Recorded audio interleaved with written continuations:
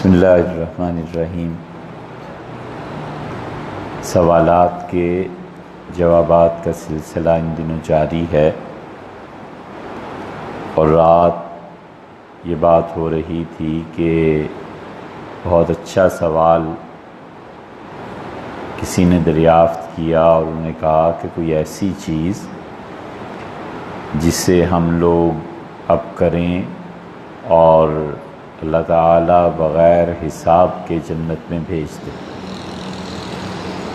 اور بات شروع ہوئی تھی، اس کے بھی پیچھے ایک اور سوال تھا کہ کسی نے دریافت کیا تھا کہ جنت اور جہنم میں لوگ براہ راست موت کے بعد جاتے ہیں یعنی تو ہم نے عرض کیا تھا کہ دونوں طرف ایسے ہوتا ہے، اور اللہ تعالیٰ نے قرآن کریم میں دونوں چیزیں ارشاد فرمائی ہیں۔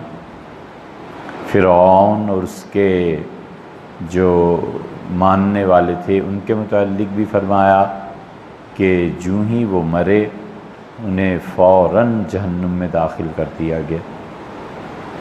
اور سورہ یاسین میں 23ویں پارے کے بالکل آغاز میں آتا ہے کہ جو اللہ کے فرستادہ، اللہ کے بھیجے ہوئے تھے، لوگوں نے ان کا انکار کیا، مگر ایک آدمی نے اقرار کیا اور اس سے کہا مالی لا اعبد الذی فطرنی والیہ ترجعون، اور مجھے کیا ہو گیا ہے، کیوں نہ میں اس پروردگار کا اقرار کروں جس نے مجھے پیدا کیا ہے، اور اسی کی طرف ہم نے لوٹ کے جانا۔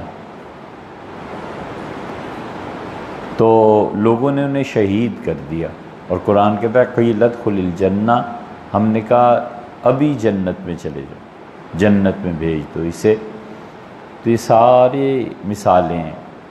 تو اس پہ انہوں نے پھر کہا کہ کیا امت کا بھی کوئی حق ہے، ہم مسلمان کوئی ایسا کام کریں؟ تو اس سلسلے میں رات بات ہو رہی تھی، اور کچھ لوگوں کو عرض کیا گیا تھا کہ یہ کام ہے جو حضرت رسالت مآب صلی اللہ علیہ وسلم نے بتایا ہے کہ احتساب ہے، صبر ہے، وغیرہ وغیرہ۔ اسی سلسلے کو آگے بڑھاتے ہوئے یہ صحیح بخاری کی روایت ہے، اس میں حضرت ابو ہریرہ رضی اللہ عنہ کہتے ہیں کہ سبعۃ، 7 آدمی ایسے ہوں گے جنہیں اللہ تعالی قیامت میں اپنے سائے میں رکھے گا، یوم لا ظل الا ظلہ، جس دن اس کے سائے کے علاوہ کوئی نہیں ہوگا۔ اللہ تعالی انہیں سایہ دے گا، کہاں دے گا؟ اپنے عرش کے نیچے۔ کہاں دے گا؟ اپنی رحمت میں سایہ دے گا۔ کہاں دے گا؟ ایک تشریح یہ بھی کی گئی ہے کہ خدا انہیں قیامت کی سختیوں سے محفوظ رکھے گا۔ قرآن میں بھی آیا ہے، اللہ تعالیٰ نے فرمایا کہ ہم من فزع یومئذ آمنون، اور یہ ہمارے بندے ایسے ہوں گے جنہیں قیامت کے دن کی گھبراہٹ سے ہم انہیں محفوظ رکھیں گے۔ ایک واقعہ، کوئی چیز پیش آتی ہے اور آدمی کے ہوش و حواس کھو جاتے ہیں اور گھبراہٹ طاری ہو جاتی ہے، ایسی شدید کیفیت جب آتی ہے تو بہت پریشانی کا حال آ جاتا ہے۔ تو اللہ تعالیٰ نے وہاں ارشاد فرمایا ہے کہ وَهُم مِّن فَزْعٍ يَوْمَئِذٍ آمِنُونَ، اور قیامت کے دن ہم انہیں گھبراہٹ میں بھی مبتلا نہیں ہونے دیں۔ تو ایسے اچھے لوگوں میں یہ جن سے حساب بھی نہیں لیا جائے گا، اور اللہ انہیں اپنے پاس سے سایہ مہیا کرے گا، تو یہی چیز ہے۔ پہلا کہا حضرت رسالت مآب صلی اللہ علیہ وسلم نے الامام العادل، انصاف کرنے والا امام، یعنی حد الوسع اس نے انصاف کیا۔ دنیا میں انصاف نہیں ہوتا، کہیں بھی نہیں ہوتا، اس لیے کہ انصاف کے قیام کے لیے سب سے پہلی بات شہادت اور گواہی ہوتی ہے، پھر اس شہادت اور گواہی کے بعد اس قانون کا نفاذ بھی ہوتا ہے۔ تو شہادت اور گواہی ہی صحیح نہیں ملتی۔ حضور صلی اللہ علیہ وسلم کے زمانے میں بھی ایسے ہی تھا، لوگ جھوٹ بولتے تھے، جھوٹی شہادت آ کے دے دیتے تھے، اور حضرت رسالت پناہ صلی اللہ علیہ وسلم شہادتوں کی بنیاد پر فیصلہ فرماتے تھے۔ اسی لیے بحث چھڑی ہے کہ قاضی کو، جج کو اپنی ذاتی معلومات کی بنا پر کوئی چیز حاصل ہو جائے تو کیا اس پہ وہ فیصلہ کر سکتا ہے؟ تو پھر اس کا جواب انہوں نے دیا ہے کہ نہیں کر سکتا، کیونکہ اگر جج کو اتنی کھلی چھٹی مل جائے گی تو کسی کو پکڑ کے کوئی بھی سزا دے دے گا، اور اس کے بڑے پوچھیں گے کہ کیوں سزا دی، تو کہے گا مجھے ذاتی طور پہ علم ہوا تھا کہ یہ حرکت اس نے کی ہے۔ اب شہادت کچھ بھی نہیں، اس آدمی کا اپنا نفس، اپنی جان ہے نا، تو وہ اچھا بھی ہو سکتا ہے، برا بھی ہو سکتا ہے۔ اس لیے انصاف دنیا میں قائم نہیں ہوتا۔ حضرت رسالت پناہ صلی اللہ علیہ وسلم کی زندگی میں ایسے واقعات مل جائیں گے کہ آپ نے فیصلہ دیا اور فیصلہ یا کرنے والے تھے تو ایسے بھی ہوا ہے کہ وحی آ گئی، اور اللہ تعالیٰ نے 7ویں پارے میں جہاں آتا ہے نا، اللہ تعالیٰ نے ایک نوع کا عتاب بھی فرمایا، اللہ نے فرمایا وَلَا تَكُن لِّلْخَائِنِينَ خَصِيمًا، اور آپ ان بددیانت لوگوں کے چوروں کے طرفدار بننے لگے ہیں۔ بالکل ایسے نہیں کرنا۔ قریب تھا کہ ایک کا ہاتھ کٹ جاتا، حضور اقدس صلی اللہ علیہ وسلم حکم دے دیتے، اللہ تعالیٰ نے وہی نازل فرمائی یہ سب جھوٹ ہے جو لوگ کہہ رہے ہیں۔ اسی طرح امام عادل جب گواہی پہ فیصلہ کرتا ہے تو اپنے پاس سے تو اس نے عدالت کے تقاضے انصاف کے پورے کر دیے، اصل میں انصاف قیامت میں ہوگا، اللہ کے یہاں ہوگا، وہاں گواہیاں پیش ہوں گی، وہاں وہ چیزیں بولیں گی جو کبھی لوگوں نے سنی نہیں ہوں گی۔ اس لیے در حقیقت جو شخص قیامت کو نہیں مانتا نا، اس کا اللہ کو ماننا نہ ماننا دونوں برابر ہے۔ قیامت اصل چیز ہے، قیامت کو مانے گا تو ہی تو اللہ کا ہے کہ وہاں انصاف ہوگا، وہاں انعام ملے گا، سزا ملے گی، یہ ہوگا۔ ایک آدمی کہتا ہے قیامت آنی ہی نہیں، تو پھر تم اللہ کو کیوں مانتے ہو بھائی؟ کیا فائدہ کیا ہے اللہ کو ماننے کا؟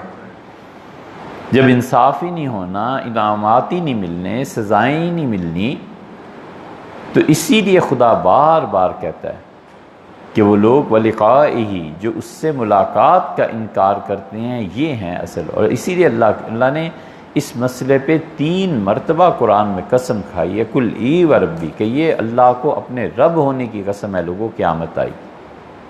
3 مرتبہ قسم، اس لیے کہ آخرت مانے گا تو پھر اللہ بھی اور سب کچھ، اور آخرت ہی نہ مانے، آپ کی سمجھ میں آئی نا بات، کہ آخرت ہی نہ مانے تو پھر اللہ تعالیٰ کا ہونا نہ ہونا دونوں برابر ہیں۔ فرعون نے بھی مر کے مٹی میں مل جانا ہے، مل گیا، اور اللہ تعالیٰ کے اچھے بندے بھی مٹی میں چلے جائیں گے، قبروں میں چلے جائیں گے، فرق کیا ہوا؟ پھر قیامت ہی نہیں آئی۔ یہ وہ چیز ہے۔ اور آپ عملاً اگر سوچیں گہری نظر سے تو ہم مسلمان عملی زندگی میں قیامت کا انکار کیے بیٹھے۔ اب امت میں جو کرتوت ہو رہے ہیں نا، دیکھ کے لگتا ہے کہ جیسے اسے کوئی خیال ہی نہیں ہے کہ اللہ کے یہاں جواب دینا ہے، قبر میں جانا ہے، کوئی حساب کتاب ہے، کوئی ثواب عذاب ہے۔ اس قدر بے اعتنائی ہے، اس قدر لاپرواہی ہے کہ گویا اس نے تو مر کے جینا ہی نہیں۔ ہم عملاً قیامت کے منکر ہوئے ہوئے، اسی لیے تو لوگوں کی شکایات ہیں، جھوٹ ہے، کیا کیا چیزیں ہیں، قومی سطح سے لے کے فرد کی سطح تک۔ اگر اللہ کا خوف ہو نا تو کبھی آدمی ایسا کام نہ کرے، مرنے کا ہو کہ مر کے اللہ کو جواب دینا ہے۔ کیا کیا چیزیں اس پہ بتائیں۔ تو یہ آدمی ہے امام عادل جو بغیر حساب و کتاب کے جنت میں لے جایا جائے گا، اور بہت بڑا منصب ہے امام عادل کا۔ اسی لیے عدل کو شریعت نے ترجیح دی ہے، اسی لیے شہادت کو کہا ہے کہ وَمَن یکتمھا، اور جو آدمی سچی شہادت چھپاتا ہے فَإِنَّهُ آثِمٌ قَلْبُهُ، اس کا دل گناہ گار ہو جائے گا۔ اسی لیے اللہ نے فرمایا کہ کونوا قوامین، ہمیشہ سچی شہادت دینا، اس شہادت کی زد میں تمہاری اپنی ذات آئے، اول والدین، اس سچی شہادت کے نتیجے میں تمہارے والدین کو قتل، جیل، پھانسی کچھ ہوتا ہو، کوئی چیز ہو، اس کی زد والدین پہ جا کے پڑے۔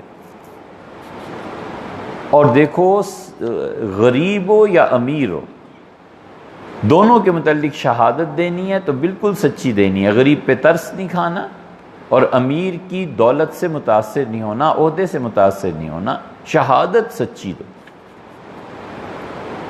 والدین کے متعلق ہر جگہ اس ایک مقام پہ اللہ نے کہا ہے بات سچی کرنا، پھر ایسے نہ ہو کہ تم کسی دھڑے بندی میں چلے جاؤ۔ تو امام عدل کے بڑے تقاضے ہیں، اس لیے تو اتنا بڑا انعام دیا ہے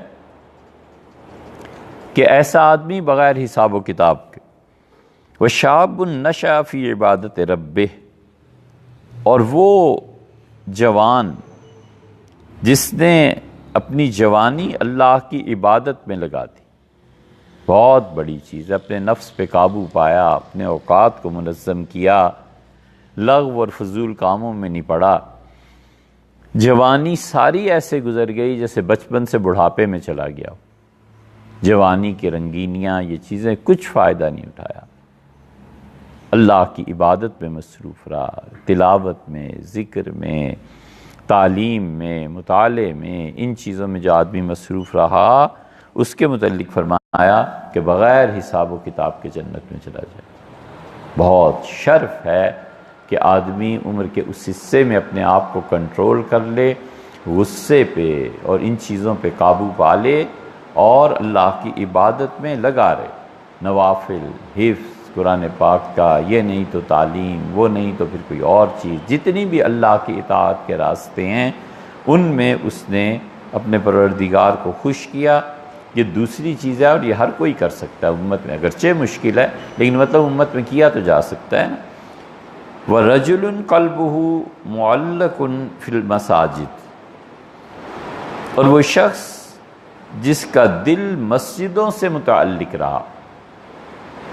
بہت سے معنی اس کے کیے گئے، ایک آدمی ہمیشہ مسجد کے متعلق سوچتا رہتا ہے کہ اچھا اب یہ وقت ہو گیا ابھی مسجد جانا ہے، یہ وقت ہو گیا ابھی نماز کے لیے مسجد جانا ہے، ہر تھوڑی دیر بعد اس کو خیال آتا ہے کہ اچھا مسجد جانا ہے، نماز پڑھنی ہے۔ یہ شخص جس کا دل مسجد میں اٹکا ہوا ہے نا، یہ فرمایا کہ بغیر حساب و کتاب کے جنت میں جائے گا، کیونکہ وہ اللہ کے گھر سے متعلق ہو گیا۔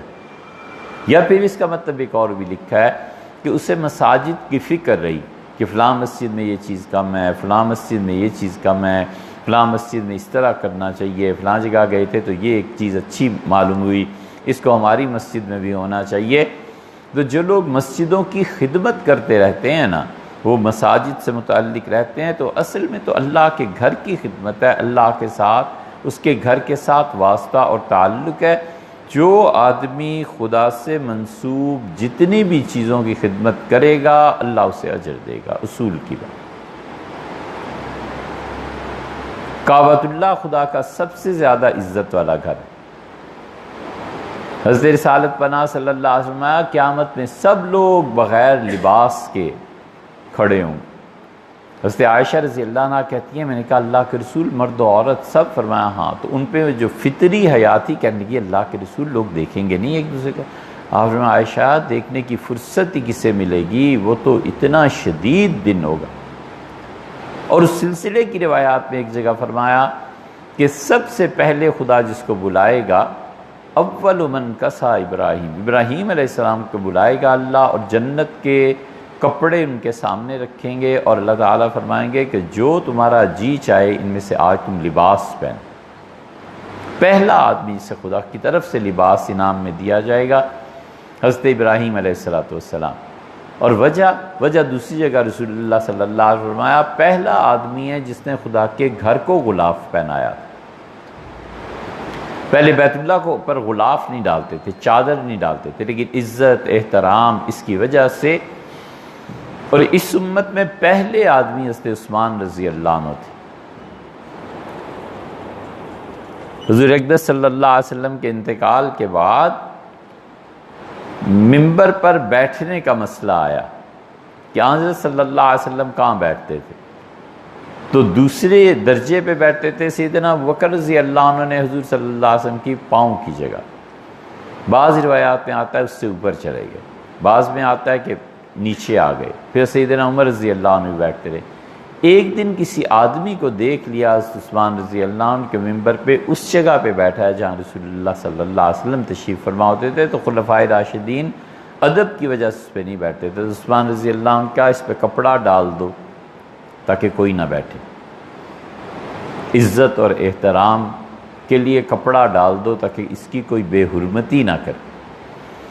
اسی سے استدلال کیا ہے یہ حنفی بعض عثمانیوں کے دور میں بعض فقہا نے، انہوں نے کہا جب سے اولیاء اللہ کی قبریں، سادات کی قبریں بے حرمتی کا ارتکاب ہو رہا ہے اور لوگ ان قبروں کو مٹا رہے ہیں اور لوگ ان قبروں کی کوئی عزت نہیں کرتے اللہ کے نیک بندوں کی، تو بہتر ہے کہ اس پہ چادر ڈال دی جائے تو کہ لوگوں کو پتہ چلے کہ یہ کوئی بڑا آدمی ہے، معزز آدمی۔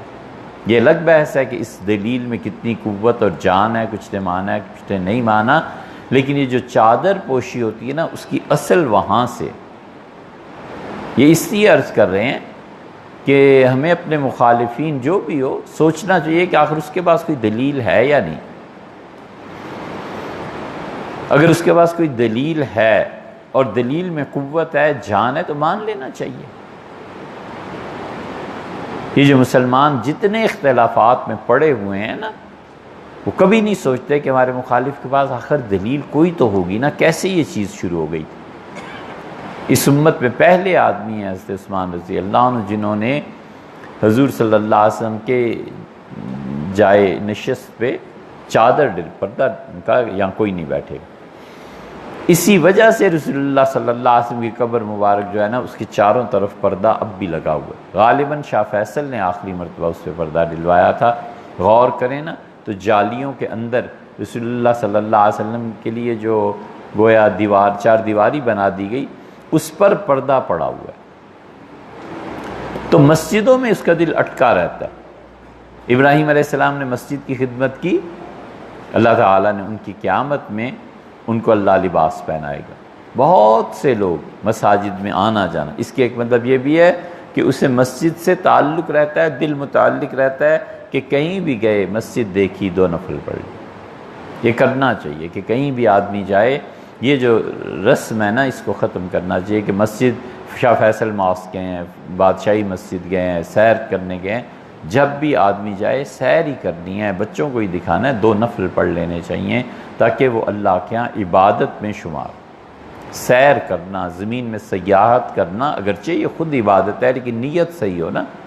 اللہ تعالیٰ نے قرآن کریم میں عورتوں اور مردوں دونوں کے متعلق فرمایا والسائحین، اور اللہ کی زمین میں سیاحت کرنے والے، اور عورتوں کے متعلق بھی کہا ہے کہ ہماری بندیاں جو زمین میں چل پھر کے وہ اللہ کی نشانیوں کو دیکھتی ہیں، تو عورت سیاحت کرے، کسی محرم کے ساتھ چلی جائے، سیر پہ جانا، اپنے گھر والوں کو لے جانا، سیاحت کرنا، تاریخی مقامات کو دیکھنا، یہ سب چیزیں اسی میں سیاحت کے زمرے میں آتی ہیں، اور مرد اور عورت دونوں کو اللہ تعالیٰ نے فرمایا کہ اچھے لوگ ہیں۔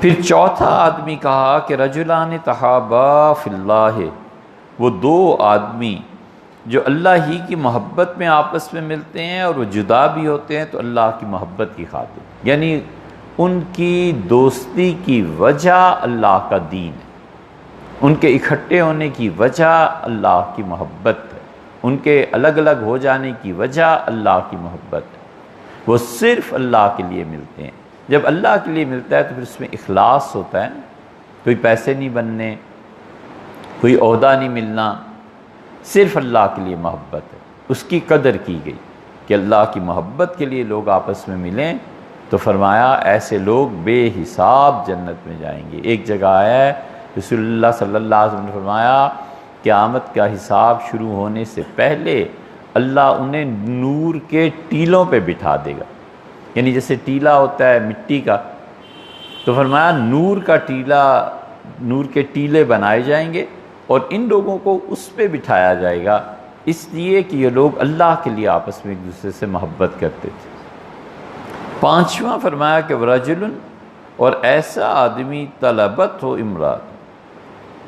ہو امرات، جسے کسی عورت نے گناہ کی دعوت دی، اور وہ عورت بھی کیسی تھی؟ ذات و منصب و جمال، بہت خوبصورت اور عہدے دار،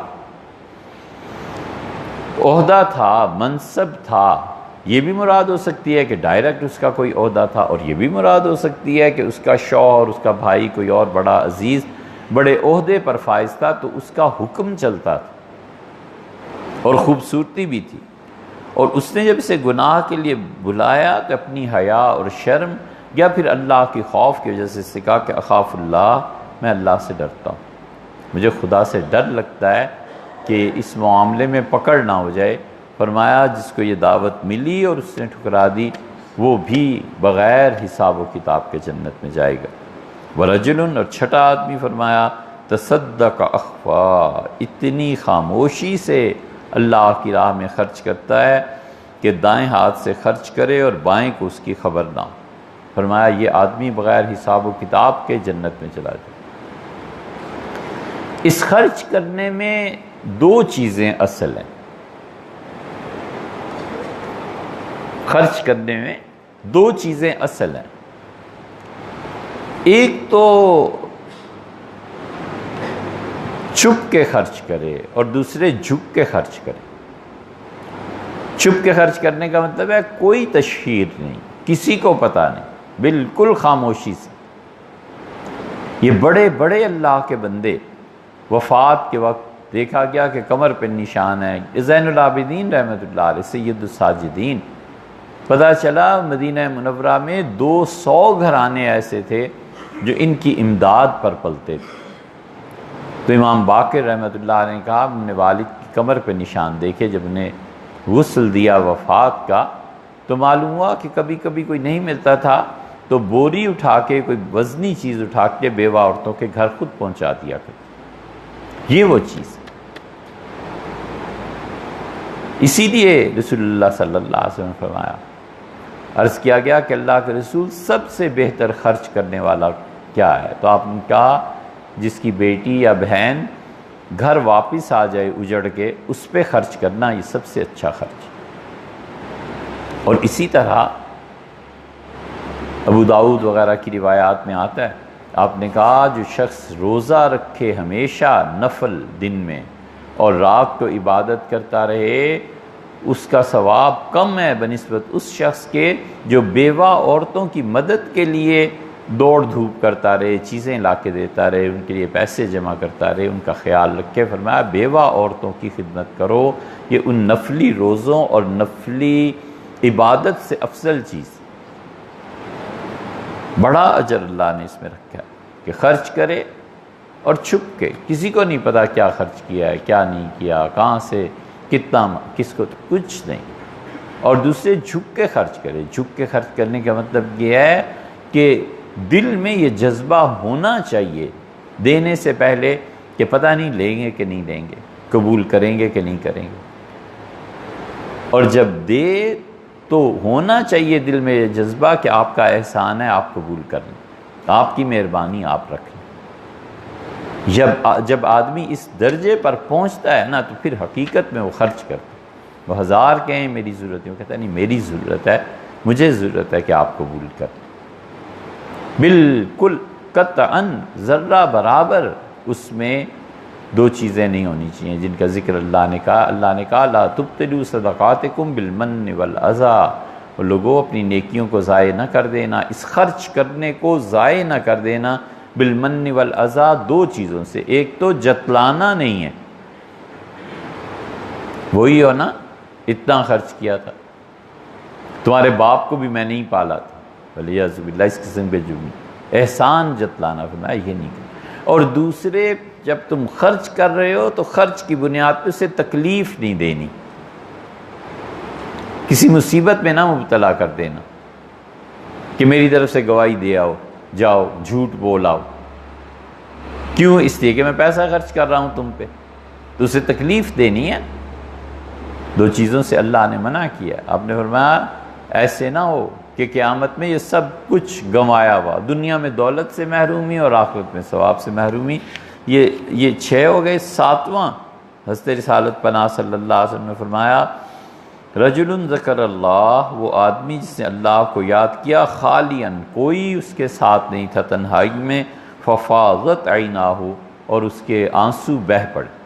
ایک جگہ آتا ہے زمین پر آنسو اس کے گر گئے، ایک جگہ آتا ہے زمین کو اس نے تر کر دیا، تو فرمایا ایسا آدمی اس کا رونا اللہ تعالیٰ قبول فرما لیں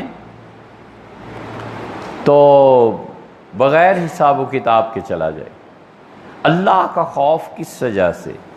گرفت کی وجہ سے، اپنے نامہ اعمال کی وجہ سے، سزا کے خوف سے، محبت میں اللہ سے تعلق اتنا بڑھ جائے کہ وہ اللہ تعالیٰ کی زیارت، اللہ سے ملنے کا شوق، و شوق الی لقائک، اور اللہ مجھے وہ تڑپ نصیب فرما کہ تیرے سے ملنے کا جذبہ مجھ میں پیدا ہو جائے کہ کسی طرح تیری ملاقات۔ علامہ اقبال نے کہا ہے نا، کیا خوبصورت بات کہی،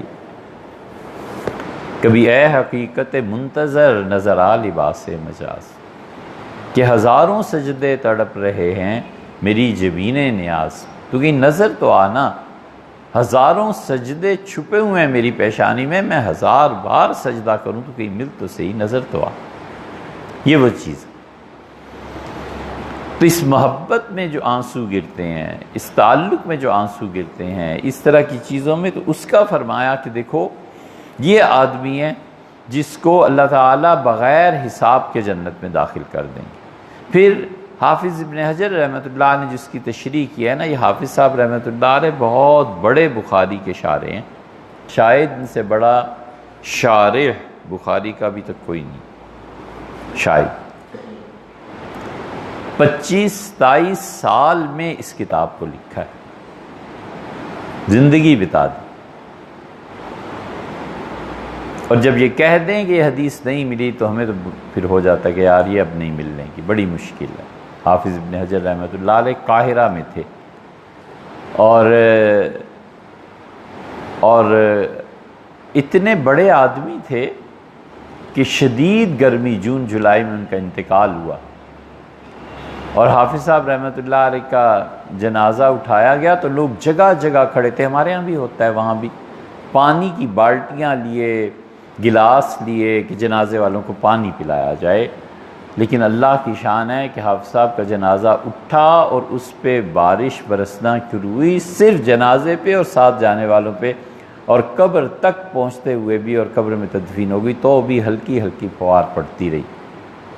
یہ اللہ کی طرف سے اس شخص کی قبولیت کی علامت تھی کہ اللہ نے وفات کے بعد ہی انعامات شروع فرما دی۔ یہ جو آدمی نیک لوگ جب اس دنیا سے جاتے ہیں نا، تو اللہ تعالیٰ اس کی روح کو کہتا ہے کہ 6 انعامات تم پہ کرنے ہیں، اللہ تعالیٰ فرماتے ہیں سب سے پہلا انعام تو تم پر یہ کر رہے ہیں میرے دوست کہ جتنے لوگ تمہارے جنازے میں آئے سب کو بخش دیا، یہ تمہارے مہمان ہیں۔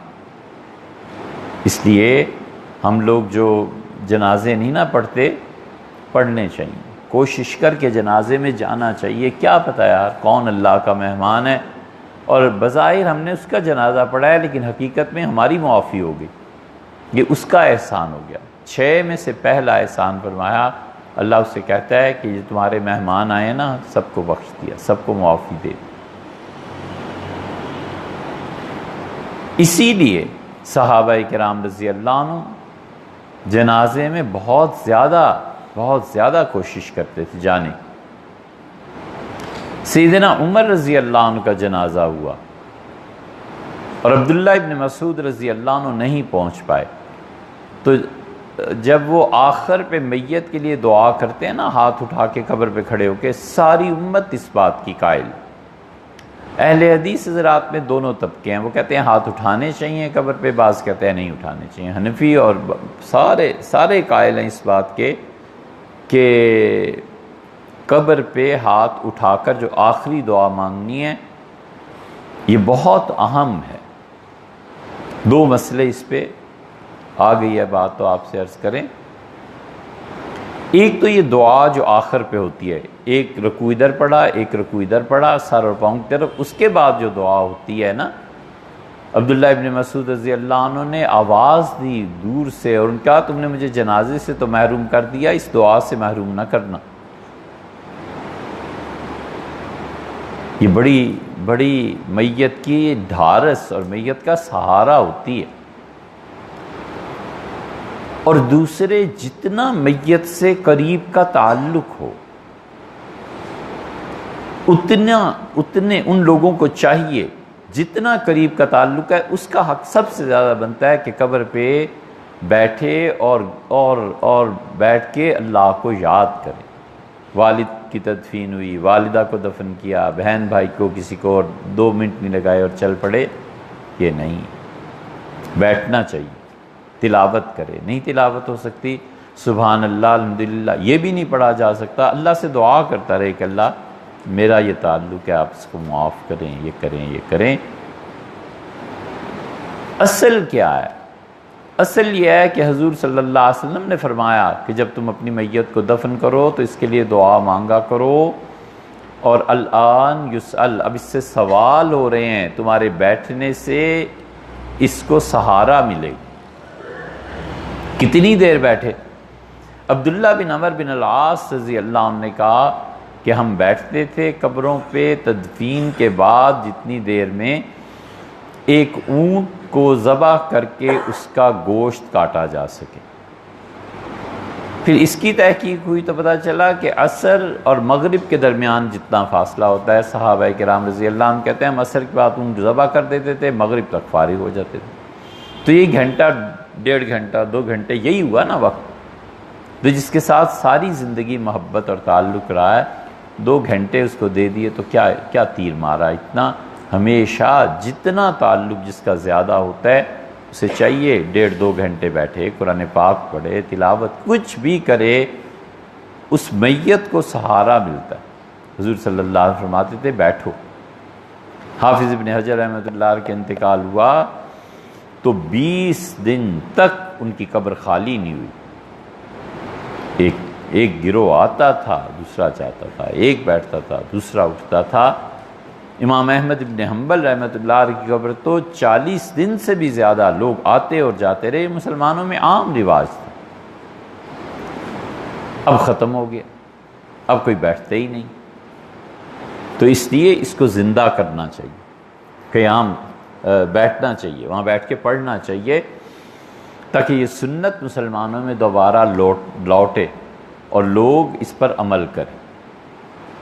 حافظ ابن حجر رحمۃ اللہ اتنے بڑے آدمی ہیں، حافظ صاحب نے اس پہ اضافہ کیا، انہوں نے کہا کہ یہ 7 تو حدیث میں آئے ہیں، دوسری جگہ وہ قرض کی بات جو رات گزر گئی، 8واں آدمی انہوں نے گنوایا، ان کا عون المجاہد، کہ مجاہد کی مدد کرنے والا، اللہ کی راہ میں جو کام کر رہا ہے نا اس کی مدد کرنے والا۔ مجاہد کا یہی مطلب نہیں ہے کہ جہاد ہے، جہاد الگ چیز ہے، قتال فی سبیل اللہ الگ چیز ہے، اللہ کے راستے میں لڑنا، خون اپنا یا اس کا، یہ ایک الگ چیز ہے۔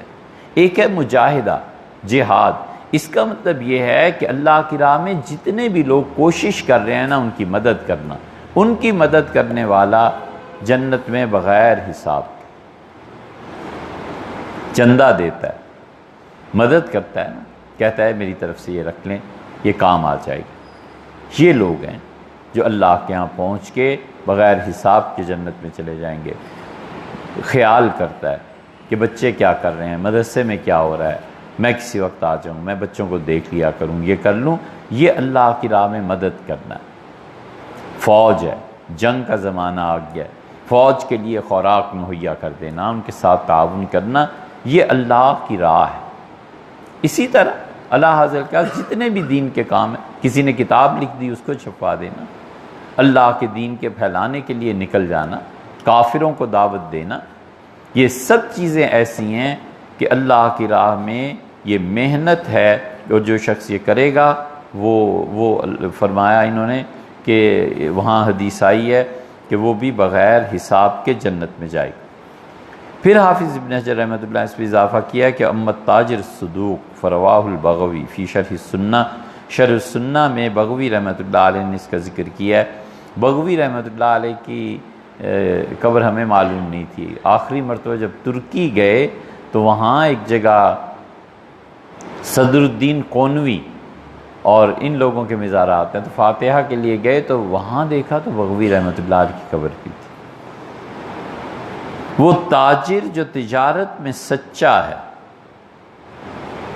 یہ ہے وہ آدمی جو بغیر حساب و کتاب کے جنت میں چلا جائے گا۔ بہت بڑی بشارت ہے تاجر کے لیے. اسی لیے رسول اللہ صلی اللہ علیہ وسلم نے یا معاشر التجار، تاجرو اللہ کی راہ میں بھی خرچ کیا کرو.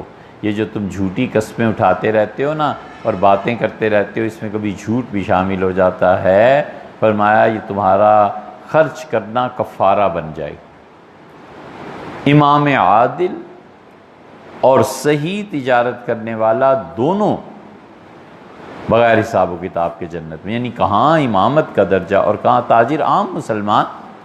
فرمایا تجارت وہ سچائی کے ساتھ کرے. تجارت اگر وہ ٹھیک کرتا ہے بالکل ٹھیک ہے، جنت میں بغیر حساب و کتاب. رسول اللہ صلی اللہ علیہ وسلم نے ایسی تربیت فرما دی تھی کہ بیع مضطر سے منع فرمایا کہ کوئی آدمی اپنی مجبوری سے کوئی چیز بیچ رہا ہے نا اور کم قیمت پہ مل رہی ہے تو پسند نہیں فرمایا، نہ لے. یہ ایک صحابی رضی اللہ عنہ نے ایک اپنے غلام کو بھیجا اور کہا کہ مارکیٹ آج ہے گھوڑے، تو گھوڑا لے آؤ میرے لیے. وہ گیا اور ان کے ذوق کے مطابق بہت اچھا گھوڑا لے کے آیا. ان کا کتنے کا؟ اس نے کہا ان کا اتنے 100 میں ملا. انہوں نے کہا یہ گھوڑا اتنے 100 میں اتنا سستا؟ انہوں نے کہا جی ایسے ہی ملا، یہ لیں باقی. وہ اٹھے اور خود مارکیٹ گئے، جا کے تلاش کیا اس تاجر کو اور اس کو ڈانٹا خادم کو کہ یہ کیا کر رہے ہو. اب وہ تو توقع میں تھا کہ خوش ہوں گے اتنا اچھا گھوڑا اور اتنا سستا. ڈھونڈ کے اس آدمی کو کہا، مثلاً یہ فرمایا کہ آپ نے 400 لیے اور آپ کو پتہ ہے کہ اس گھوڑے کی قیمت 400 نہیں ہے مارکیٹ، یہ بہت اچھا ہے، آپ 500 لے لیں. اس کا حضرت 500 دے دیں. میں 600 لے لیں، کہ 600 دے دیں، 700 لے لیں. اس کا حضرت آپ نے دینے ہیں یا مذاق کرتے ہیں میرے ساتھ؟ انہوں نے کہا یہ گھوڑا 900 اور 1000 سے کم کا بازار میں نہیں ہے اور آپ کسی مجبوری سے بیچ رہے ہیں. اس کا کہا حضور صلی اللہ علیہ وسلم نے فرمایا لوگوں کی مجبوری کا جو مال ہوتا ہے نا اسے نہ خریدنا، وہ ہو جائے گا تمہارا مگر برکت نہیں رہے گی. میں کسی ایسی چیز کو رکھنا نہیں چاہتا جس میں برکت نہ ہو. پیسے دیے پورے 900 یا 1000 اور لے گئے گھوڑا. اس لیے سچا تاجر جو ہے نا وہ دوسرے کی مجبوری سے فائدہ نہیں اٹھاتا. مجبوری میں کوئی چیز بیچنے چلا گیا، وہ کہتا ہے کہ اچھا یہ چیز اتنا قیمت، یہ اتنے، اس کی یقیناً کوئی مجبوری ہے. کہتا ہے بھائی 2 4 10 20 روپے کم کر لیتا ہوں لیکن یہ نہیں ہے، دینے اتنے ہی پیسے ہیں جتنے مارکیٹ میں ریٹ اس کا لگ رہا ہے. یہ صحیح ایمان ہے، یہ صحیح چیز ہے کہ انسانی معاشرہ ان محبت کی بنیادوں پر قائم ہوتا. اس لیے حافظ ابن حجر رحمۃ اللہ علیہ نے اس میں ان لوگوں کا اضافہ کیا اور یہ بھی لائے ہیں حدیث بھی کہ رسول اللہ صلی اللہ علیہ وسلم نے فرمایا کہ احب الناس الی اللہ، اللہ کو سب سے زیادہ قیامت میں اچھے محبت کے ساتھ وہ لوگ لگیں گے جو اللہ کے ہاں پیش ہوں گے، اقربہم من، اور اللہ کے بالکل سب سے زیادہ قریب وہ ہوں گے جنہیں اللہ نے حکومت دی اور انہوں نے انصاف کو قائم کیا. امام عادل کی بات ہو رہی ہے. حافظ ابن حجر رحمۃ اللہ علیہ اس روایت کو بھی لائے.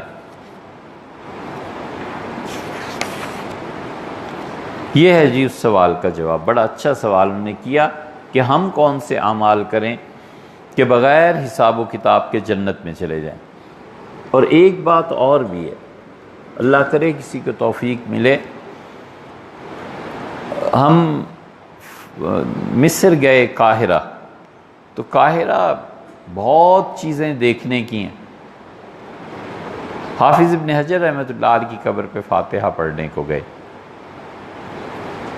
گلی میں سارا گندا پانی کھڑا ہے، لوگ بڑی مشکل سے گزر رہے ہیں، اینٹیں رکھ رکھ کے لوگ اس پہ پاؤں رکھ رہے ہیں، گٹر کا پانی بہہ رہا ہے. جب اس جگہ پہ پہنچے تو دیکھا حافظ ابن حجر رحمۃ اللہ علیہ کی قبر گری ہوئی، ٹوٹی ہوئی ایک تختی لگی ہے کہ شیخ الاسلام حافظ ابن حجر اسقلانی. کتے پھر رہے ہیں، بلیاں پھر رہی ہیں، گندگی پڑی ہوئی ہے، بہت دل دکھ. جواز اور عدم جواز یہ تو بحث مفتیوں کی ہے، وہ جانے، لیکن کرنے کا ایک کام یہ ہے کہ اللہ کسی کو توفیق دے تو حافظ ابن حجر رحمۃ اللہ علیہ کی قبر بنوانی چاہیے، کہ اتنے بھی گئے گزرے لوگ نہیں ہیں کہ وہاں کتے پھر رہے ہیں اور بلیاں پھر رہی ہوں، کون توجہ دلائے حکومت کی؟ اتنا بڑا آدمی ہے یہ، اور قبر گری ہوئی ہے، ٹوٹی ہوئی ہے۔ اللہ تعالیٰ کسی کو توفیق دے تو مصر جا کر ان کی قبر کم سے کم ٹھیک کر دینی چاہیے، یقیناً اس کا اجر اللہ کے ہاں ہے۔ اپنے والدین کی قبریں کسی کی گر جائے تو آخر ٹھیک کرتے ہی ہیں نا، اس میں کیا بحث مباحثے کی بات؟ لیکن یہ بہت بڑی نیکی ہے، جو کرے گا دنیا اور آخرت دونوں میں اس کی برکات کو دیکھے۔ اچھا، اگلا سوال جو ہے ایک اور، یہ تحریر فرمایا کہ some people criticized حضرت عثمان رضی اللہ عنہ that he hired a man as a governor, probably Marwan of somewhere, and then man was deported by Rasulullah sallallahu alaihi wasallam from Medina. Also other criticism, Hazrat Usman رضی اللہ عنہ always gave preference to his family members for important government posts, etc. Please ask. یہ سوال امریکہ سے آیا ہے۔ بھیا دو باتیں ہیں، دو سوالات ہیں اس میں۔ ایک تو الزام سیدنا عثمان رضی اللہ عنہ پہ یہ لگایا گیا کہ انہوں نے ایک آدمی کو بلایا اور پھر انہوں نے اس آدمی کو بلا لیا جس کو رسول اللہ صلی اللہ علیہ وسلم نے مدینہ منورہ سے نکالا تھا، اور دوسرا یہ انہوں نے کہا، تحریر فرمایا ہے کہ حضرت عثمان رضی اللہ عنہ اقربا پروری کا شکار تھا۔ یہ کوئی نئی بات نہیں ہے، یہ باتیں سیدنا عثمان رضی اللہ عنہ کے اپنے دور سے ہی چلی آتی، جنہوں نے انہیں شہید کیا تھا نا، وہ ان الزامات کو لگاتے تھے، دہراتے تھے۔ مروان کہاں سے آ گیا؟ اور مدینہ منورہ میں آپ اس سوال کو اب کھولیں نا، مروان کہاں سے آ گیا؟ مروان تو ہم عمر ہے، یہ مسور ابن مخرمہ، عبداللہ ابن زبیر، سیدنا حسن حسین رضی اللہ عنہ، عبداللہ ابن یہ سارے آگے پیچھے کے بچے ہیں۔ مروان 7 سال کے ہوں گے جب رسول اللہ صلی اللہ علیہ وسلم کا انتقال ہوا، 6 کے ہوں گے، 8 کے ہوں گے، اس سے زیادہ کے بچے ہی نہیں تھے۔ مروان کو کیوں رسول اللہ صلی اللہ علیہ وسلم مدینہ منورہ سے نکالتے؟ وجہ کیا گناہ کیا تھا؟ کچھ بھی نہیں۔ اچھا کیا آپ نے لکھا کہ شاید مروان نہیں تھے، مروان بالکل بچہ تھا، اور ان کے والد تھے حکم بن عاص۔ حکم جو تھے وہ سیدنا عثمان رضی اللہ عنہ کے چچا تھے، اور رسول اللہ صلی اللہ علیہ وسلم نے انہیں نکالا تھا۔ اصل قصہ یہ ہے۔ یہ سوال ہر صدی میں کسی نہ کسی سے پوچھا گیا ہے۔ محلی جو تھا نا، مطاہر محلی، بہت زبردست شیعہ عالم تھے۔ عراق نے جو شیعہ پیدا کیے ہیں ان میں بہت بڑی شخصیت وہ تھی۔ انہوں نے شیخ الاسلام ابن تیمیہ رحمۃ اللہ علیہ کو لکھا تھا خط، اور شیخ ظاہر ہے کہ اہل سنہ کے امام تھے۔ ملا علی قاری رحمۃ اللہ علیہ نے تصریح کی ہے کہ ابن قیم اور ابن تیمیہ رحمہ اللہ یہ اہل سنہ کے امام۔ شیخ نے اس کا جواب لکھا ہے منہاج السنہ اس کے نام سے، اس میں بھی یہی الزام۔ اہل تشیع ہمیشہ یہ الزام لگاتے ہیں، اور افسوس یہ ہے کہ خلافت و ملوکیت مودودی صاحب نے لکھی اور انہوں نے بھی یہی الزام لگایا حضرت عثمان رضی اللہ عنہ، اور انہوں نے جو لکھا ہے بہت ہی خراب جملے لکھے ہیں، اور لکھا ہے کہ حکم جو تھے انہوں نے کہا کہ پھر مروان، مطلب یہ ہے کہ مروان جب بڑا ہوا تو باپ کا اثر اس پہ ہوا، اور عثمان رضی اللہ عنہ کی خلافت جو تھی ان لوگوں کی وجہ سے ناکام ہو گئی۔ گویا کہنے کا مراد یہ ہے۔ دیکھو مروان تو تھا نہیں، حکم بن العاص کو رسول اللہ صلی اللہ علیہ وسلم نے نکالا تھا۔ کس وجہ سے نکالا تھا؟ مختلف روایات ہیں۔ حافظ ابن تیمیہ رحمۃ اللہ تو سرے سے انکار کرتے ہیں، وہ کہتے ہیں یہ شیعہ کی گھڑی ہوئی چیزیں ہیں۔ اتنا معلوم ہے کہ نکالا تھا، کیوں؟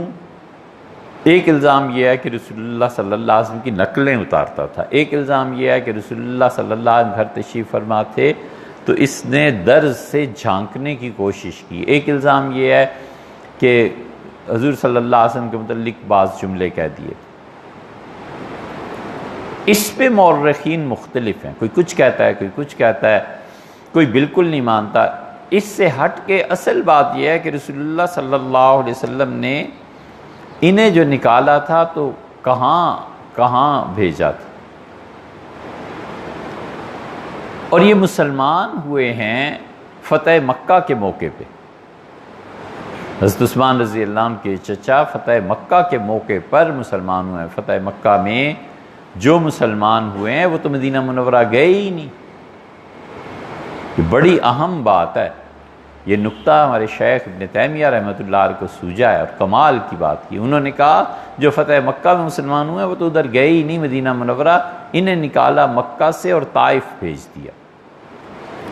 طائف سے انہوں نے رسول اللہ صلی اللہ علیہ وسلم سے درخواست کی کہ مجھے معاف کیا جائے اور مجھے آنے دیا جائے، یا پھر حضرت عثمان رضی اللہ عنہ نے چچا کے لیے درخواست پیش کی کہ ان کی معافی ہو جائے۔ رسول اللہ صلی اللہ علیہ وسلم نے حکم رضی اللہ عنہ کو مکہ آنے کی اجازت دے دی۔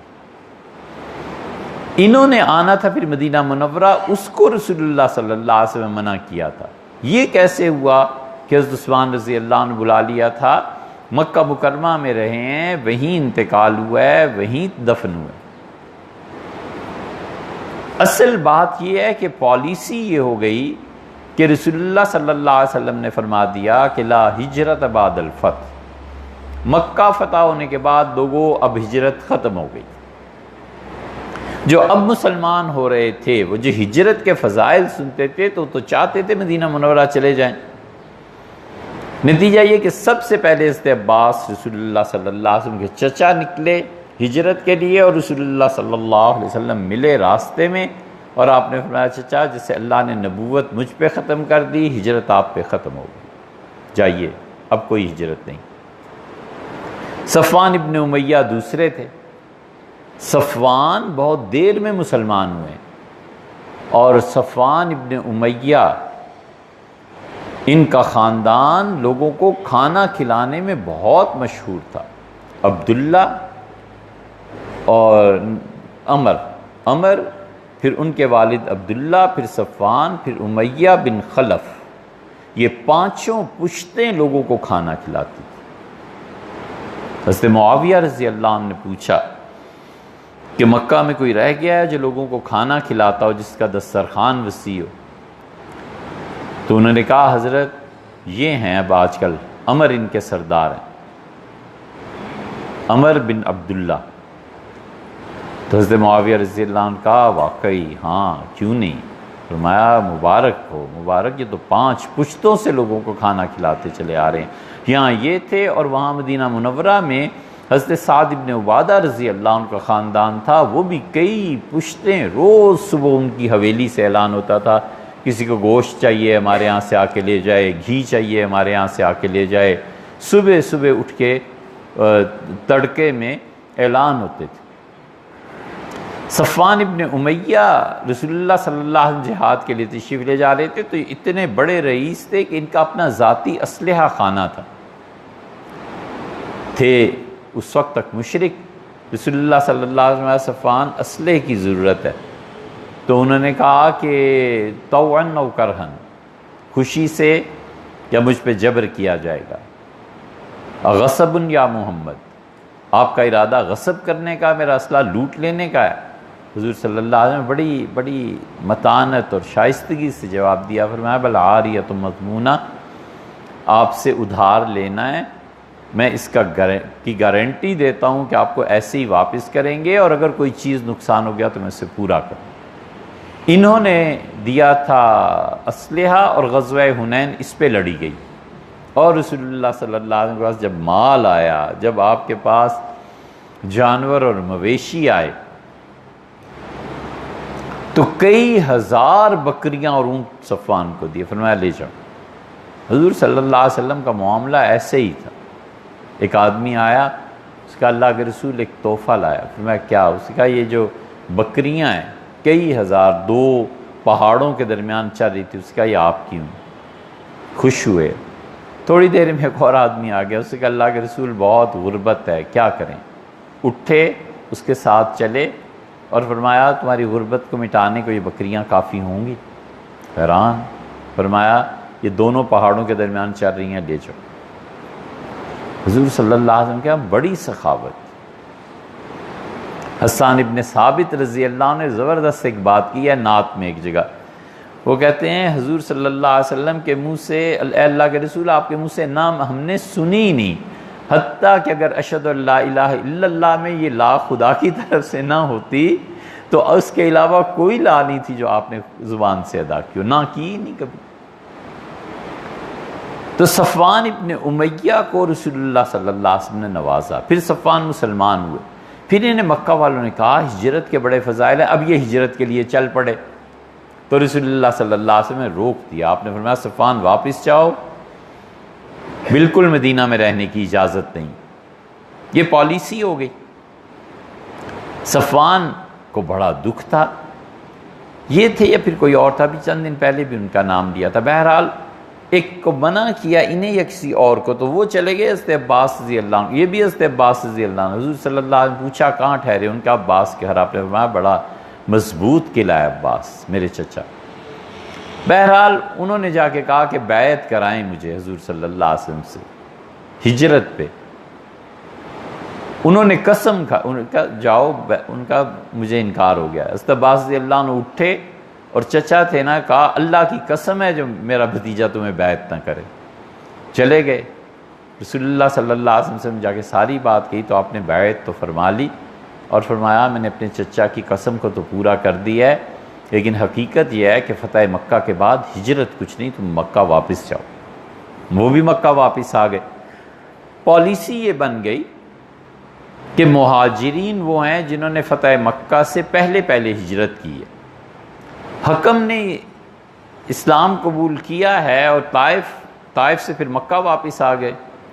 یہ ہے وہ چیز جس کو آپ بھی کہہ رہے ہیں، اور مودودی صاحب نے بھی لکھا ہے کہ رسول اللہ صلی اللہ علیہ وسلم کے طرید تھے۔ طرید کا مطلب نکالا ہوا۔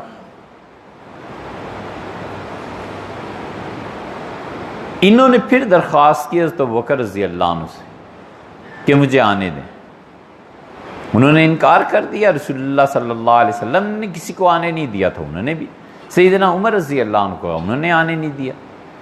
اب یہ 20 سال گزر چکے تھے اس واقعے کو، یعنی فتح مکہ ہوا ہے 8 ہجری میں، اور حضرت عمر رضی اللہ عنہ کی شہادت ہوئی ہے 22 ہجری میں، تو 14 سال گزر چکے تھے۔ سیدنا عثمان رضی اللہ عنہ آئے ہیں تو پالیسی چینج ہوئی ہے، انہوں نے کہا آنے دو جو بھی آتا ہے۔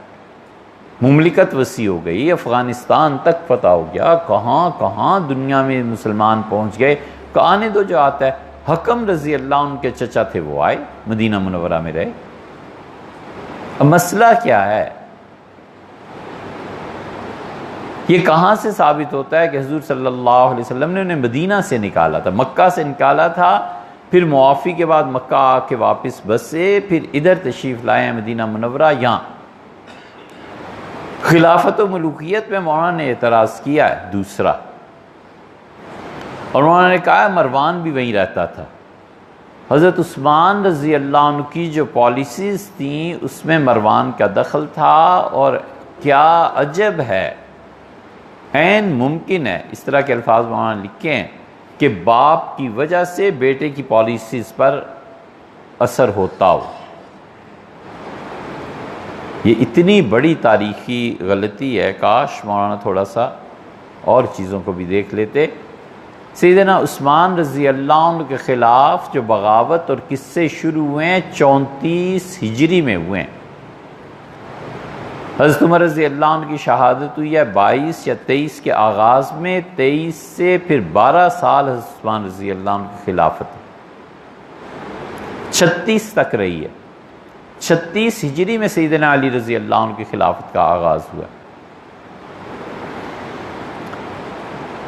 اور یہ حکم 34 ہجری میں حضرت عثمان رضی اللہ عنہ کے خلاف بغاوت کے آثار اٹھے ہیں، لوگوں نے آنا شروع کیا ہے، یہ چیزیں ہوئیں، اور حکم کا انتقال 32 میں ہو گیا تھا۔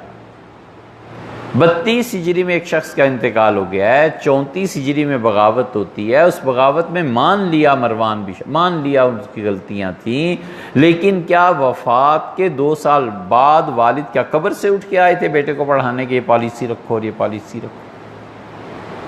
کیسی باتیں کرتے؟ اورنگزیب عالمگیر رحمۃ اللہ علیہ کا قصہ یاد آتا ہے، کوئی تھا ان کا فوجی، اورنگزیب اس کی قدر کرتے تھے، کوئی خدمت انجام دی ہوگی اس نے اورنگزیب جہاں بھی جاتے تھے نا تو وہ یہ سب میں تھا، جہانگیر میں بھی تھا، وہاں کے نیک لوگوں سے ملاقات کرتے تھے۔ جہانگیر نے اپنی تزک میں لکھا ہے کہ میں ایک جگہ گیا تو مجھے پتا چلا کہ اس علاقے میں ایک برہمن جوگی ہے اور کمال کا روحانیت میں اس سے دخل ہے،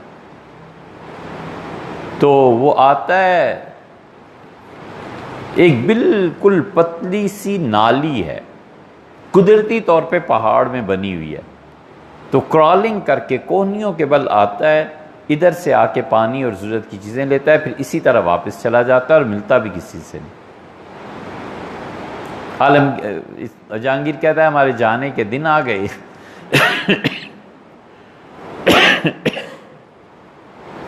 اور میں خود کرالنگ کر کے اس کے پاس گیا، پھر اس سے ملا، پھر اس سے روحانیت کی بات، یہ ہر ایک میں تھا۔ تو اورنگزیب رحمۃ اللہ علیہ سے یہ یاد آئے کہ وہ فوجی نے کہا آپ ہمارے علاقے میں آئے ہیں، بڑا بڑا اللہ کا نیک بندہ ہے اولیاء کرام میں، اور علم تو اتنا ہے کہ کمال کا علم، آپ چلیں۔ تو انہوں نے کہا اچھا چلتے ہیں، چلے جائیں گے۔ بڑی تعریف اس نے کی، آسمان پہ چڑھا دیا۔ تو اورنگزیب جب ملے تو کتاب و سنت کی باتیں شروع ہوئیں، وہ 2-4 جملوں میں ہی سمجھ گئے کہ ماشاءاللہ کتنا علم۔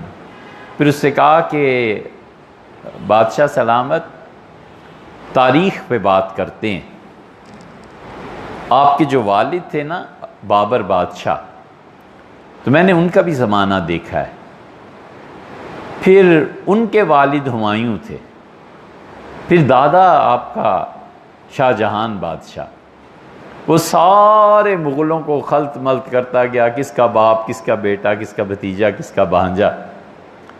تو جب باہر نکلے اورنگزیب تو اس نے کہا حضرت ہمارے پیر و مرشد کیسے تھے، کتاب و سنت میں کتنا علم انہوں نے دیا؟ ان کا جی ہاں، کتاب و سنت میں بھی اور تاریخ میں بھی بہت گہرا علم،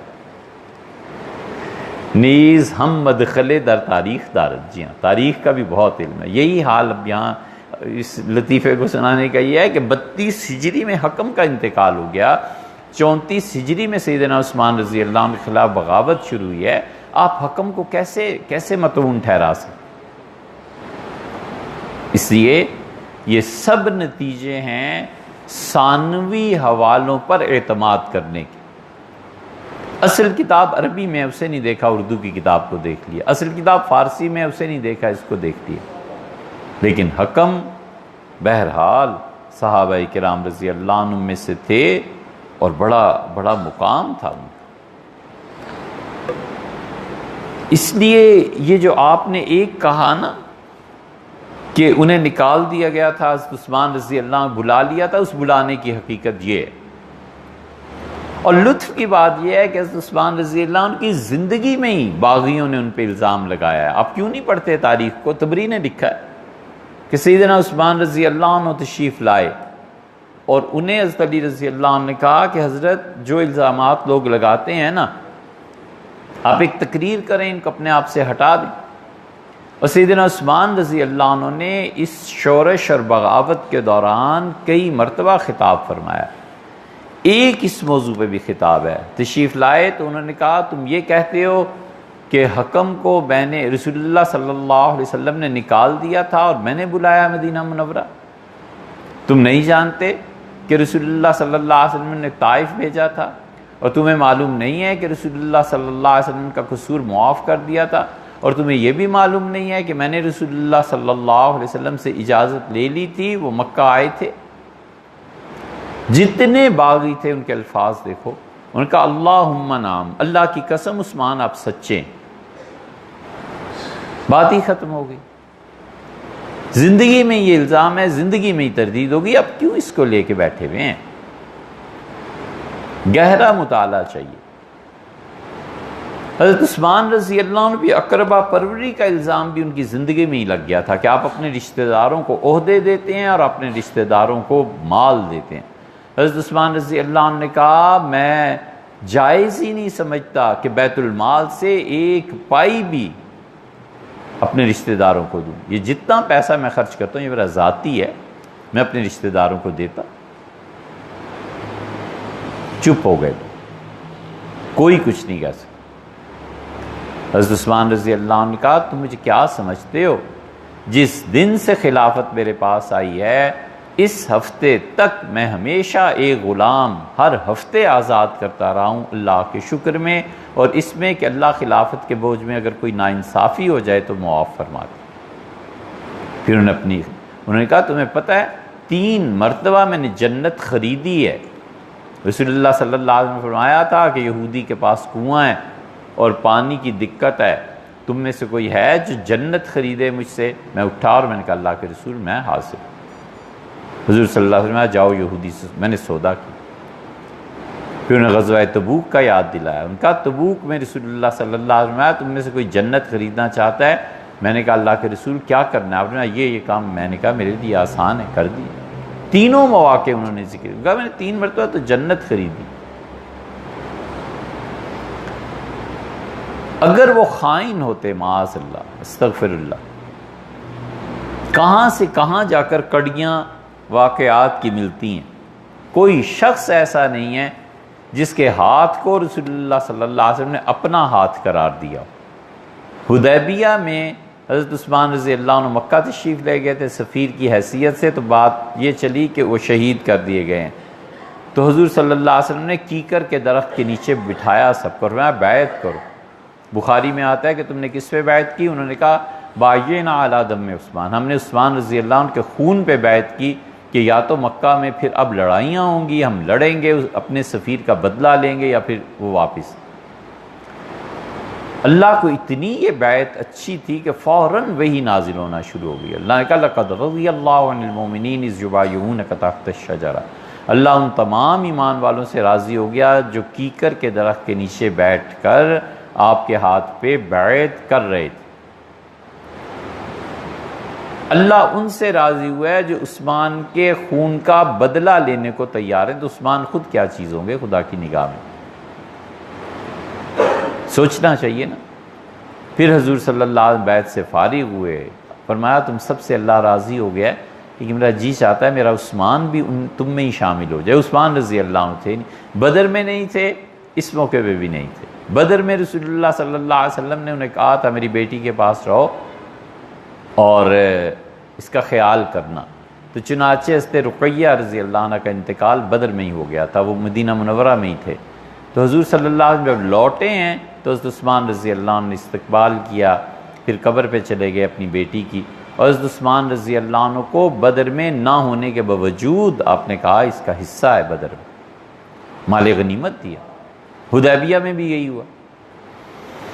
حدیبیہ میں اب آپ نے فرمایا میرا جی چاہتا ہے عثمان آ جائے، تو اپنے دائیں ہاتھ کو فرمایا، لمبی حدیث ہے خلاصہ اس کا یہ کہ اپنے دائیں ہاتھ کو بائیں پہ رکھا اور فرمایا یہ عثمان کا ہاتھ ہے، اور دیکھو اس نے محمد صلی اللہ علیہ وسلم کے ہاتھ پہ بیعت کر دی. عثمان کا ہاتھ حضور صلی اللہ علیہ وسلم کا ہاتھ شاید اس لیے بھی قرار دیا گیا ہو کہ شاید علم مبارک میں یہ آیا ہو کہ کل کو اس میرے بچے پہ خیانت کا الزام لگے گا تو انہیں کہوں کہ دیکھو اس کا ہاتھ میرا ہاتھ. اس کو خائن کہنا اتنا آسان نہیں ہے. عجیب بات ایک اور جگہ آئی ہے، ایک آدمی کا جنازہ آیا اور رسول اللہ صلی اللہ علیہ وسلم نے پڑھانے سے انکار کر دیا، گھر تشریف لے گئے، میں تم پڑھ لو میں نہیں پڑھتا۔ یہ بہت بڑی دھچکے کی بات تھی کہ رسول اللہ صلی اللہ علیہ وسلم کسی کا جنازہ پڑھنے سے انکار کر۔ صحابہ رضی اللہ عنہ کہتے ہیں جب جنازہ چلا گیا تو ہم نے کہا اللہ کے رسول اس کا کیا قصور تھا؟ فرمایا تمہیں پتہ نہیں یہ عثمان کو برا کہتا تھا۔ تو اس لیے حضرت عثمان رضی اللہ عنہ پر تنقید کرنے والے انہیں سوچنا چاہیے، یہ جتنے بھی ہیں نا، چاہے وہ خلافت و ملوکیت سے متاثر ہیں یا شیعہ سے یا کسی سے بھی، کہ اگر یہ مر جاتے اس دور میں تو رسول اللہ صلی اللہ علیہ وسلم جنازہ نہ پڑھتے۔ بہت سخت بات۔ عثمان رضی اللہ عنہ کا کیا، جو زندگی میں وہ نپٹا چکے معاملے ہم آج 1400 سال کے بعد کھول رہے ہیں۔ ایک آدمی اور ہے جس پہ حضرت عثمان رضی اللہ عنہ کو مطعون کیا جاتا ہے، طعنے دیے جاتے ہیں، اور وہ ہیں عبداللہ ابن سعد۔ عبداللہ ابن سعد پہ بھی یہ الزامات۔ عبداللہ ابن سعد کو لوگ جانتے نہیں۔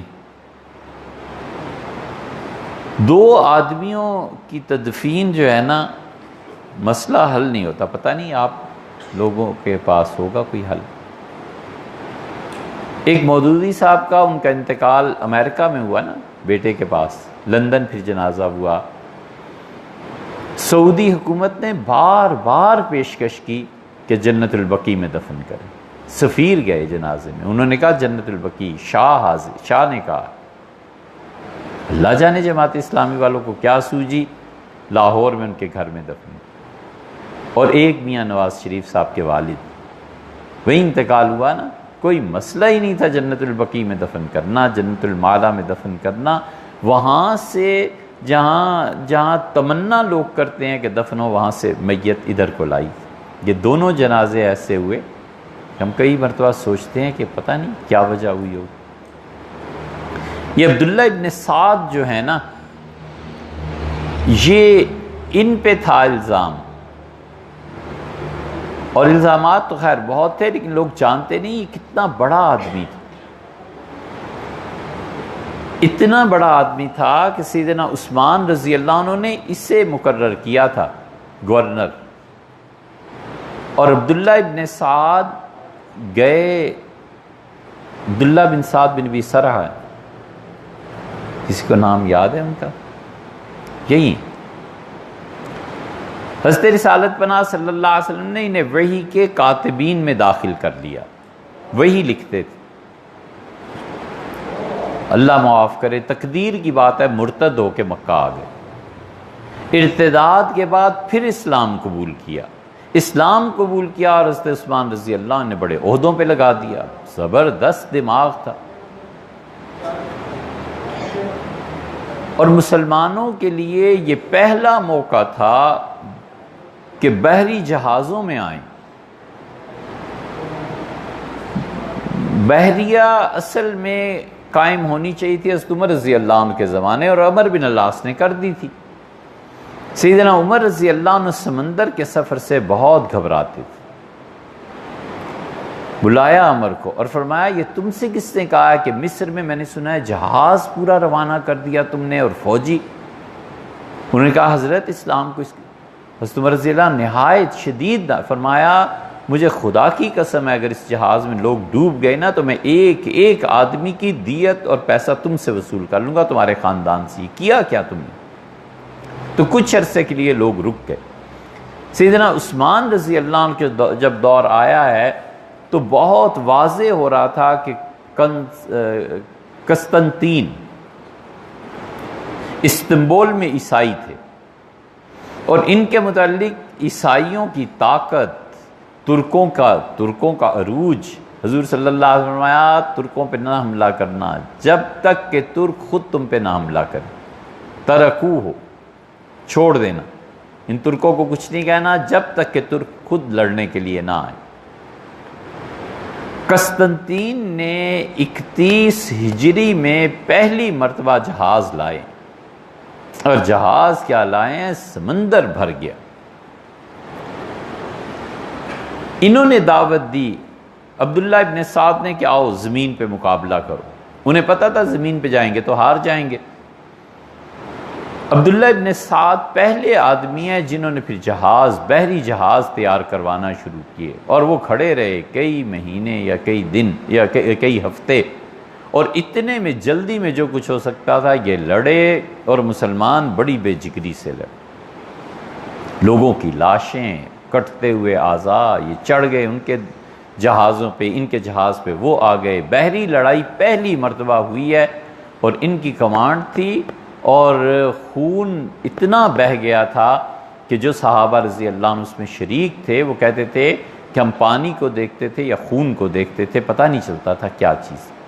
یہ پہلا موقع تھا اتنے شدید ٹکراؤ کا، اور عبداللہ ابن سعد نے کمانڈ ٹھیک مضبوط کر لی، اور اس واقعے میں نہیں، اس سے پہلے انہیں اندازہ ہو گیا تھا، بہرحال جیت گئے مسلمان اور رومی ہار گئے۔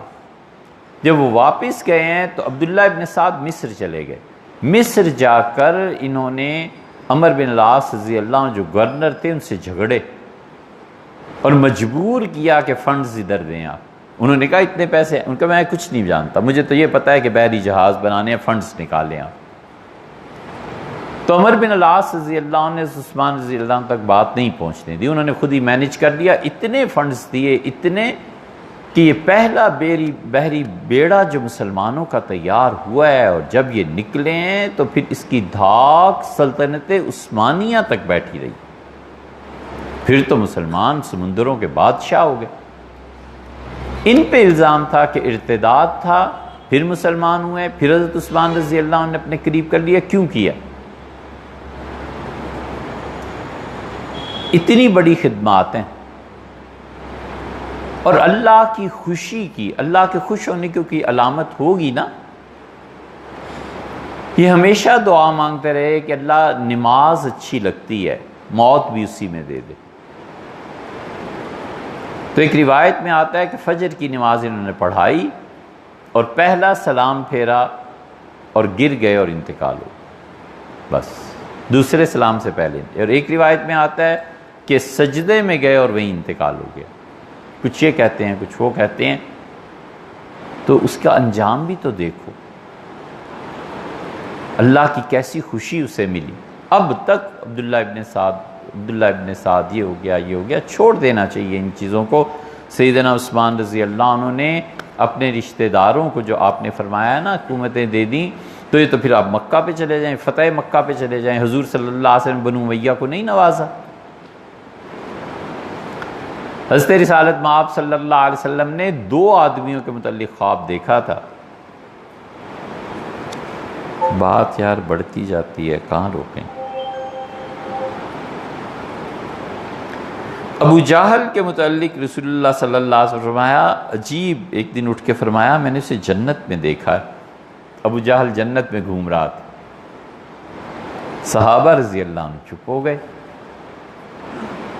اور ایک اسید بن ابی العیس عتاب جو مکہ کے گورنر رسول اللہ صلی اللہ علیہ وسلم فتح مکہ کے بعد بنائے تھے نا، ان کے والد کے بارے میں رسول اللہ صلی اللہ علیہ وسلم میں نے اسے جنت میں دیکھا ہے۔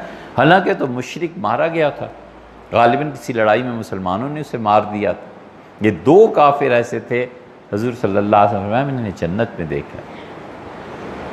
جس دن ابو جہل کے بیٹے اکرمہ رضی اللہ عنہ مسلمان ہوئے ہیں نا آ کے، رسول اللہ صلی اللہ علیہ وسلم یہ میرے خواب کی تعبیر ہے۔ اور مکہ جب فتح ہوا ہے تو آپ نے فرمایا میں رات بھر سوچتا رہا کہ مکہ کا گورنر کسے مقرر کروں۔ تو عتاب رضی اللہ عنہ کو بلایا، فتح مکہ کے موقع پہ ہی مسلمان ہوئے ہیں، لڑکے ہیں، 16، 17، 20 برس کی عمر کے بچے ہیں، اور فرمایا میں رات بھر سوچتا رہا، اور عتاب لڑکے تم سے زیادہ بڑا آدمی مکہ میں مجھے کوئی نہیں دکھائی دی، رات بھر تم سامنے آتے رہے، اور تمہیں مکہ تمہارے حوالے کرتا ہوں، اور دیکھو یہ مکہ والے یہ اللہ کا خاندان ہے، اللہ کا کنبہ ہے، اس کے گھر کے ساتھ رہتے ہیں، پڑوسی ہیں، ان کے ساتھ غلط کوئی بری بات نہیں ہونی چاہیے۔ اور فرمایا یہ 2 چادریں لو، اور یہ 2 چادریں ہیں انہیں پہنو، اور اپنے غلام کو بھی ایسے ہی لباس پہنانا۔ پھر فرمایا 2 درہم روز خزانے سے یہاں لیتے رہنا، جو مال جمع ہو ٹیکس آئے، 2 سے زیادہ جائز نہیں۔ اور فرمایا اپنے گھر میں انگور کی بیل لگا لینا، اور انگور جب پک جائیں تو انہیں خشک کر کے منقع بنانا، اور زکوٰۃ منقع سے ادا کرنا۔ اسی لیے مسلمانوں نے جو انگور لگائے ہوتے ہیں نا گھروں میں، وہ اصل میں اس حدیث کی پیروی ہے کہ رسول اللہ صلی اللہ علیہ وسلم نے انہیں کہا تھا۔ اور رسول اللہ صلی اللہ علیہ وسلم نے عطاب جب مسلمان ہوئے تو پھر پتہ چلا کہ اس کے والد کو جو جنت میں دیکھا تھا اصل میں یہ ہے۔ تو خواب کی تعبیریں بہت دیر سے بھی ظاہر ہوتی ہیں۔ عطاب رضی اللہ عنہ پھر اگلے دن آئے، پورے اہل مکہ کو بلایا، بڑے بڑے سرداروں کو بٹھایا اور کہا یہ 2 چادریں مجھے رسول اللہ صلی اللہ علیہ وسلم نے دی تھیں، یہ میرے غلام کو دیکھو، اس نے بھی میری جیسا لباس پہنا۔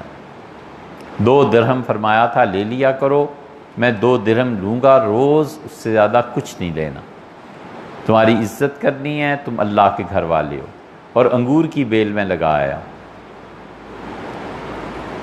جس دن حضرت ابوبکر رضی اللہ عنہ کے انتقال ہوا ہے مدینہ منورہ میں، اس دن مکہ مکرمہ میں صحابہ رضی اللہ عنہ کہتے ہیں کہ عطاب جوان لڑکا، ہم ان کو دفن کر کے قبرستان سے واپس آ رہے تھے کہ آگے سے لوگ آئے اور انہوں نے کہا ابوبکر رضی اللہ عنہ کا انتقال ہو گیا۔ تو یہ خواب کی بات عطاب کی بھی، اور ادھر اکرمہ رضی اللہ عنہ، تو یہ بہت گہری چیزیں۔ سیدنا عثمان رضی اللہ عنہ نے پہ یہ کہنا اقربا پروری یہ سب کچھ، رسول اللہ صلی اللہ علیہ وسلم نے بنو امیہ کو وہاں سے عہدے دینے شروع کیے ہیں، اور سیدنا عمر رضی اللہ عنہ نے ان عہدوں میں بنو امیہ میں اضافہ فرمایا ہے۔ اگر آپ پالیسی پہ تنقید کریں کہ 61 ہجری میں یزید کی بیعت کیوں ہوئی، اب یہ لمبی بات ہے، بالکل نہیں کی جا سکتی۔ مسئلہ یہ تھا کہ پورے عالم اسلام پہ بنو امیہ چھا گئے تھے۔ حضرت معاویہ رضی اللہ عنہ کس کو خلافت دیتے؟ انہیں پتا تھا کہ اگر میں نے خلافت کے لیے کسی کو نامینیٹ کر دیا یہ بنو امیہ لڑ پڑیں گے، سارے آپس میں گتھم گتھا ہو جائیں گے، اور ان کو چھوڑ کے جو صحابہ رضی اللہ عنہ، عبداللہ ابن زبیر تھے، عبداللہ ابن عباس تھے، سیدنا حسین ابن علی تھے، یہ سارے رضی اللہ عنہ حیات تھے، اگر میں ان کو حکومت دے گیا تو بنو امیہ ان سے لڑ پڑیں گے۔ ایک ہی تھا یزید جس پہ یہ متفق ہو سکتے تھے، انہوں نے اس کو حکومت دے دی، وگرنہ عالم اسلام میں شدید انتشار پھیل جاتا۔ یزید بلا شبہ فاسق، حنفیوں میں بعض کے نزدیک کافر تھا، کچھ بھی تھا، اس وقت مسلمان تھا جب والد نے حکومت دی تھی۔ یہ پس منظر ہے، تو اس لیے یہ ان امویوں کو برا کہنا اتنا آسان نہیں ہے، ہسٹری میں جانا پڑتا۔ اچھا، یہ آپ کا بھی جواب ہو گیا جی، لیجیے۔ ایک اور سوال یہ کیا ہے کہ کتوں کی خرید و فروخت جائز ہے یا نہیں؟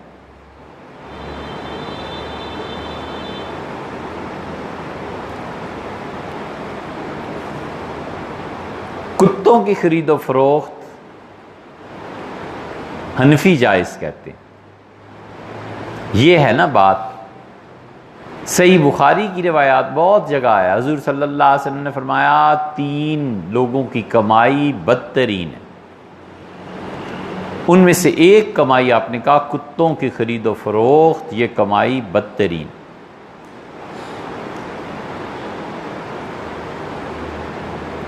اذان انہیں کہیے کہ 1:35 پہ دیں، اس کو بھیج دیں، جو بچہ اذان دیتا ہے اس کو 1:35 پہ دے تاکہ یہ جواب مکمل ہو جائے۔ اب یہ جتنے بھی یہ اہل حدیث حضرات اور دوسرے ہیں نا، وہ کہتے ہیں دیکھو حدیث میں یہ آیا ہے، اور فتاوی عالمگیری میں لکھا ہے، اور حنفی فقہا کہتے ہیں کہ کتوں کی خرید و فروخت جائز۔ آدمی پڑھتا ہے تو حیران ہوتا ہے، کہتا ہے حدیث میں یہ آیا ہے، یہ مفتی یہ فتویٰ دیتے ہیں، جائیں کدھر؟ یہ ہے لوگوں کو گمراہ کرنے کے طریقے۔ حضرت رسالت پناہ صلی اللہ علیہ وسلم نے فرمایا کتوں کی خرید و فروخت ناجائز ہے اور بدترین کمائی. بالکل ٹھیک ہے، ہم اسے مانتے ہیں، لیکن کسی کتے میں کوئی وصف پیدا ہو جائے تو کیا اس وقت بھی اس کی خرید و فروخت ناجائز ہے؟ ایک آدمی کتے کی ٹریننگ پہ 20,000 روپیہ، لاکھ روپیہ لگاتا ہے، اسے ٹرین کرتا ہے شکار کے لیے، حفاظت کے لیے، چیکنگ کے لیے. اب دوسرا کہتا ہے دوست اس کا یہ کتا مجھے، وہ کہتا ہے 2 لاکھ میں دیتا ہوں، جو پیسے میں نے خرچ کیے ہیں وہ دو. اب کیوں ناجائز ہے بھئی؟ اب ناجائز ہونے کی کیا وجہ ہے؟ کوئی وجہ نہیں. حضور اقدس صلی اللہ علیہ وسلم نے ان کتوں سے تو منع نہیں نہ فرمایا جو کتے کام کے. اس لیے یہاں پہنچ کے بنیادی فرق نکلتا ہے کہ ہم کہتے ہیں خلافت راشدہ میں خلفائے راشدین نے جو کچھ کیا وہ دین تھا. وہ کہتے ہیں ہمیں خلافت راشدہ سے بھی غرض نہیں، کتاب و سنت کو لاؤ. ہم کہتے ہیں سیدنا عثمان رضی اللہ عنہ نے کتوں کے بارے میں فیصلہ کیا ہے. ایک آدمی کا کتا کسی نے مار دیا تھا، سیدنا عثمان رضی اللہ عنہ کے پاس آیا، انہوں نے کہا 800 درہم تم پہ جرمانہ ہے. تمہیں پتہ نہیں تھا کہ اس کے رکھوالی کا کتا ہے، راکھی کرتا ہے یہ؟ بہقی رحمۃ اللہ علیہ نے امیر المومنین کے یہ فیصلے لکھے ہیں. کیوں نہیں پڑھتے؟ کیوں نہیں کتابوں کو دیکھتے؟ اس سے بھی بڑی بات ہو گئی. کتا تھا شکاری، اور جو مالک تھا اس نے زبردست محنت اس پہ. قرآن میں نہیں آتا شکاری کتوں کے متعلق اگر کتا بالکل ناجائز ہے اور حرام ہے، اللہ نے کیوں قرآن کریم میں کہا مقلبین، کتا جو شکار تمہارے لیے اٹھا کر لائے. شکاری کتے ہیں، اللہ نے اجازت دی ہے تو ہی تو ہیں. اس نے وہ شکاری کتا مار دیا. سیدنا عثمان رضی اللہ عنہ کے ہاں مقدمہ آ گیا عدالت میں. امیر المومنین نے فیصلہ فرمایا اور کہا 20 اونٹ اس کا جرمانہ دو. ایک کتے کی قیمت 20 اونٹ لگی. 20 اونٹ ہمارے زمانے میں کئی لاکھ روپیہ بنتا ہے، دینے پڑے اس کو. اس لیے کتوں کو ٹرین کرنا، شکاری بنانا یا رکھوالی کے لیے یہ سب جائز ہے، اور وہ خرید و فروخت بھی جائز ہے. اور دغا اور دھوکے کی حد ہم نے یہاں تک دیکھی کہ حنفیوں نے فتاوی عالمگیری میں لکھا ہے کہ کتے کی خرید و فروخت جائز ہے. حنفیوں نے فتاوی عالمگیری میں لکھا ہے کہ کتا جس کو کچھ سکھایا گیا ہے اس کی خرید و فروخت جائز ہے. تو سکھانا اور یہ لفظ ہٹا دیا اور کتوں کا لفظ لگا دیا. دیانت ہے. اس لیے یہ اچھا خاصا آمدن کا ذریعہ ہے. آج بھی کوئی آدمی کتے پالے، آج بھی کوئی آدمی ٹرینڈ کرے. آرمی والے کرتے ہیں. ایک یونٹ کے کرنل صاحب تھے، ان کے پاس مولوی صاحب یہی حدیث لے گئے. وہ بیچارے پریشان ہو گئے، فون کیا، ہم نے کہا یہ جائز ہے، اسے رہنے دیجئے. وہ پھر اگلے دن چلے گئے مولوی صاحب، حضور صلی اللہ علیہ وسلم نے کہا جی میں کیا کروں، یہ بخاری. میں نے کہا حضور صلی اللہ علیہ وسلم نے ٹریننگ دینے سے بھی منع فرما دیا تھا کتوں کی. وہ بیچارہ پریشان تھا، وہ بخاری سامنے رکھی ہوئی ہے، کیا کرے. اس لیے سورس آف انکم اگر کتوں کی ٹریننگ ہے کوئی حرج نہیں. حضرت عثمان رضی اللہ عنہ کی نگاہ ان لوگوں کی معاش پہ بڑی گہری نظر تھی. سیدنا عثمان رضی اللہ عنہ امیر المومنین تھے. ایک خطبے کا ایک جملہ سنو. فرمایا لوگوں اپنی عورتوں سے کبھی یہ نہ کہنا کہ پیسے لاؤ، اور نہ بچوں کو کہنا کہ پیسے لاؤ. اگر تم کہو گے اور عورت کام پہ جائے گی اور پیسے نہیں ہوں گے تو سب سے پہلا پیسہ جو آئے گا وہ جسم فروش کرنے کا ہو. وہ اپنا جسم بیچے گی اور تمہیں پیسے لا کے دے گی. اور بچے کو اگر کہو گے اور بچے کو نوکری نہ ملی، پیسے نہ لا سکا اور تم نے اس پہ سختی کی تو پہلی چیز جسے وہ اختیار کرے گا چوری ہے. منع فرمایا امیر المومنین. عثمان رضی اللہ عنہ کی خطبہ کہاں نگاہ پہنچی تھی. انہوں نے کہا یہ نہ کرنا، نہ عورتوں سے پیسے منگواؤ نہ بچوں سے پیسوں کا. یہ جتنا گیئزم اور یہ چیزیں پھیل رہی ہیں نا، یہ اس میں ایک بڑا فیکٹر یہ بھی ہے کہ روزگار ملتا نہیں، بچوں کی ضروریات پوری نہیں ہوتی. اور یہ اللہ کی فطرت کا قانون ہے کہ جب بھی کسی جائز طریقے کو بند کیا جائے گا ناجائز طریقے کھلیں. معیشت کا، لوگوں کے روزگار کا بڑا خیال رکھتے تھے یہ سارے لوگ. پیسہ کہاں سے کمائیں گے، پیسہ کہاں سے آئے گا. گھوڑوں پہ زکوٰۃ نہیں ہے. حضور اقدس صلی اللہ علیہ وسلم نے نہیں لی، حضرت بکر رضی اللہ عنہ نے نہیں لی. حضرت عمر رضی اللہ عنہ کے زمانے میں شام کے جو بڑے نیک، بڑے پرہیزگار لوگ تھے، ان کا ایک وفد آیا. ان کا امیر المومنین گھوڑے اتنے ہو گئے ہیں عرب دنیا میں، ان پہ آپ زکوٰۃ لگائیں، زکوٰۃ وصول کیا کریں. حضرت عمر رضی اللہ عنہ کا مجھ سے دونوں جو بہتر تھے پہلے، انہوں نے نہیں لی، میں تو نہیں، صاف انکار. ان کا حضرت غلاموں پہ بھی زکوٰۃ لگائیں اور اس پہ بھی، گھوڑوں پہ، یہ مال تجارت ہے. اب بحث شروع ہوئی. سیدنا عمر رضی اللہ عنہ نے شورا میں رکھا معاملہ، فرمایا میں تو نہیں لیتا بھی زکوٰۃ. اپنی رائے پہ اصرار فرماتے رہے. سیدنا علی رضی اللہ عنہ کا امیر المومنین ایسے کر دیں کہ آپ انہیں کہیں زکوٰۃ دے دیا کریں، لیکن اسے قانون نہ بنائیں کہ آپ کے بعد میں آنے والا خلیفہ اگر لینا چاہے نہ لینا چاہے تو ایک شریعت کا قانون ہو، یہ نہ بنائیں. باقی دیتے ہیں تو دیں، مسلمانوں کو فائدہ ہی ہوگا. یہ ہے سیاست اور حضرت عمر رضی اللہ عنہ کی ذہانت. انہوں نے کہا اچھا چلو علی کی بات مان لیتے ہیں، ان کا فتویٰ قابل تسلیم، اور آئندہ سے اتنا اور اتنا ٹیکس لگے گا گھوڑوں. اور خط لکھوایا اور کہا کہ عمر یہ کہتا ہے کہ جب یہ گورنمنٹ کو ٹیکس دیں گے تو گورنمنٹ کو بھی ان کی مدد کرنی چاہیے، ان کا چارہ فری کر دو. چارہ فری ہو گیا اور ٹیکس میں ادھر سے پیسے آنے لگے. حضرت عثمان رضی اللہ عنہ سے قائم رکھا ہے، بالکل نہیں چھیڑا. سیدنا علی رضی اللہ عنہ کے متعلق کیونکہ شام میں ان کی حکومت قائم ہی نہیں ہوئی تھی تو اس لیے مختلف روایات آتی ہیں. لیکن حضرت معاویہ رضی اللہ عنہ جب آئے تو انہوں نے کہا چارے کی مد میں جتنا پیسہ جاتا ہے، یہ پیسہ اتنا ٹیکس میں آتا بھی ہے کہ نہیں آتا، حساب کرو. عثمان، علی اور معاویہ رضی اللہ عنہ تینوں کہتے تھے کہ عمر رضی اللہ عنہ کے فیصلوں سے نہیں ہٹنا. حضرت عثمان رضی اللہ عنہ تو کسی نے کہا کہ فلاں گورنر کو تبدیل کر دیں، ان کا نہیں. امیر المومنین جس کو لگا گئے عمر رضی اللہ عنہ، میں اس کی موت ہی تبدیل کرے تو کرے، میں نہیں کر. سیدنا علی رضی اللہ عنہ سے کسی نے کہا یہ معاہدہ، ان کا امیر المومنین کر کے گئے ہیں. البار الراشد، بڑے نیک آدمی تھے، بڑی صحیح راہ پہ تھے، عمر کے فیصلے کو میں نہیں تبدیل کر سکتا. حضرت معاویہ رضی اللہ عنہ نے ایک مرتبہ فرمایا ان کا متبع عمر، میں عمر رضی اللہ عنہ کے پیچھے چلنے والا ہوں، حضرت نے جو فیصلے کیے ہیں بس ٹھیک ہے. سیدنا علی رضی اللہ عنہ کا مقدمہ پیش ہوا، زمین کا جھگڑا تھا. آدمی اچھا تھا، اسے کہا حضرت میں کوئی دلیل نہیں دیتا، زمین کس کی ہے، میرے ساتھ ملاحظہ فرمائیں. کل فجر کے بعد چلے گئے تو اس نے جا کہا امیر المومنین اس زمین پلاٹ کا جھگڑا میرا، اس کا حضرت عمر رضی اللہ عنہ کے دور میں بھی ہوا تھا، اور حضرت نے یہ پتھر رکھا ہے، اس سے پوچھ لیں. اس نے کہا حضرت میں بتاتا ہوں. حضرت سیدنا علی رضی اللہ عنہ کا یہ پتھر کس نے رکھا ہے؟ اس نے کہا یہ مانتا ہوں سیدنا عمر رضی اللہ عنہ نے رکھا تھا. حضرت علی رضی اللہ عنہ چل پڑے اور ان کا عمر نا انصافی نہیں کر سکتے تھے، جو پتھر رکھ گئے ہیں اسے کوئی نہیں ہٹائے گا، بس چپ رہو، اور جتنی زمین تمہاری ہے اور جتنی. حضرت معاویہ رضی اللہ عنہ حساب لگوایا تو پتہ چلا چارے کی مد میں زیادہ پیسے جا رہے ہیں اور ٹیکس کی مد میں کم آ رہے ہیں، تو انہوں نے ختم کر دیا. اتنے زیادہ حساس تھے.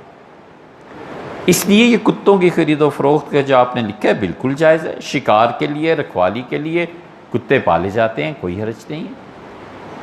جو شرعی مقاصد ہیں اس کے علاوہ کتوں کا بیچنا اور خریدنا وہ ناجائز ہے، یہ جائز.